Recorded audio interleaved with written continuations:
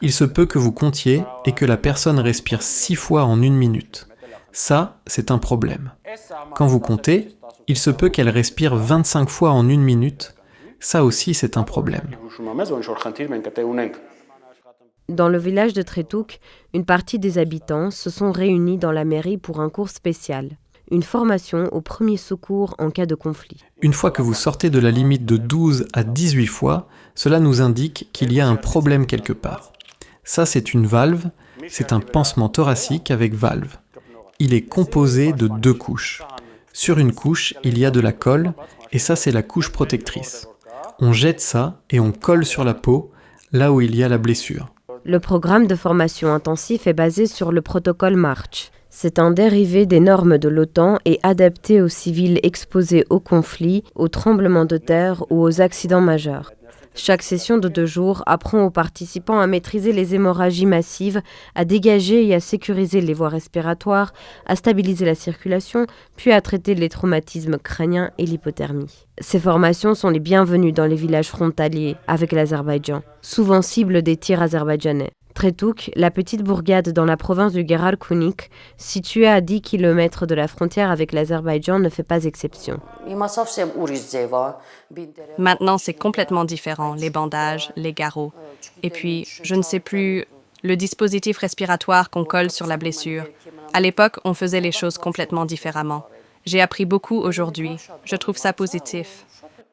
Victoria fait partie des habitants qui suivent la formation. Il y a encore un mois, les Azerbaïdjanais ont fait feu en direction de leur village. Les nôtres reconstruisaient les postes. Ils faisaient du travail d'ingénierie quand les Azerbaïdjanais leur ont tiré dessus pour les empêcher de poursuivre. Cela ne leur plaît pas. Ils dérangent tout le temps. Pour Armenia Peace Initiative, l'organisation instigatrice des formations, le programme d'urgence a été une nécessité après la guerre du Karabakh de 2020 et les attaques azerbaïdjanaises de 2023. Et donc on a eu aussi des pertes, des décès, mais aussi beaucoup de blessés. Et donc ce protocole pourrait permettre d'éviter certains décès dus à la perte de sang et aux hémorragies. Quelqu'un qui est blessé et qui saigne, l'espérance de vie, c'est environ 1 heure. Si c'est une hémorragie artérielle, c'est moins de 10 minutes. D'où l'intérêt de former le plus de gens possible, le maximum d'habitants dans les petits villages isolés, pour qu'ils aient le temps d'être actifs, de faire quelque chose avant que les secours arrivent. L'équipe d'API a formé plus de 30 villages depuis 2023. Et à chaque fois, même constat. Les habitants, souvent nombreux aux formations, se sentent moins impuissants si des attaques éclatent. Il est toujours possible de trouver dans la zone de l'artillerie qui n'a pas explosé. Après les attaques de 2022, 1 an après, j'ai personnellement découvert un obus de tank qui n'avait pas explosé. La formation d'aujourd'hui avait toute sa place. C'était une petite formation, mais elle est nécessaire pour les habitants. Le village se trouve à 14 km de l'hôpital. C'est pour cela que cette formation est nécessaire.